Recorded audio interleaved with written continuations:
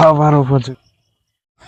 Hello, আসসালামু আলাইকুম guys, কেমন আছেন সবাই? সকালবেলা কিছু পেয়ারা সংগ্রহ করার জন্য যাইতেছি। গাছে পাকা পরিপক্ক পেয়ারা আছে কিনা তাও জানি না, এটা নিয়ে যাচ্ছি। এটাকে কোটা বলে আর কি, কোটা নিয়ে যাইতেছি, দেখি পেয়ারা পায় কিনা। ওই পাশে একটা পেয়ারা গাছ, বেশি বড় না, ওই যে ছোট্ট একটা পেয়ারা গাছ। আর এখানে আছে একটা ছোট্ট পেয়ারা গাছ, একটাই এখনো খাওয়ার উপযোগী হয়নি এই পেয়ারা গাছে।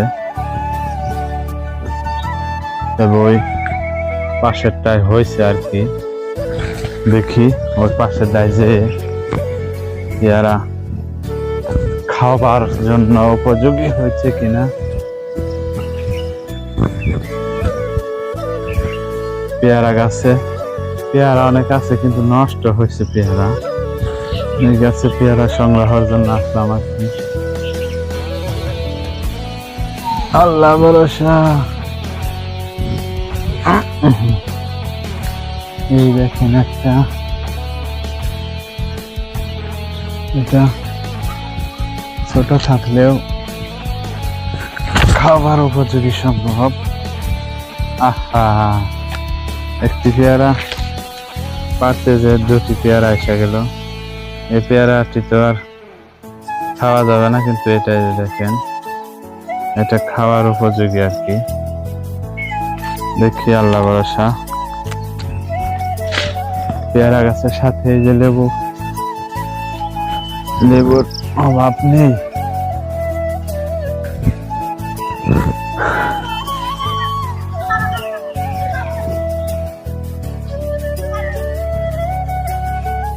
এখানে আছে, পড়ছে তো পেয়ারা, এই দেখেন একটা পড়ছে, একটা আর তো দেখতেছি না কোথায় গেল। এই একটা, কত সুন্দর কালার হয়েছে। আমার মতো গাছ থেকে কে কে এভাবে পেয়ারা সংগ্রহ করেছেন, কেউ করে থাকলে কমেন্টে জানাবেন।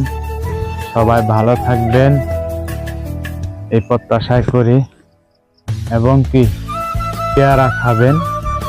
পেয়ারা খাওয়া অনেক উপকারী একটা ফল, কিন্তু আমি গাছে উঠে পেয়ারা কখনো পারবো না এই মতামতে আছি, কারণ আমার রেকর্ড আছে পেয়ারা গাছের ডাল ভেঙে ফেলে। আমার অনেক রেকর্ড আছে, অনেকবার পেয়ারা গাছের ডাল ভাঙতে, পেয়ারা পারতে যে।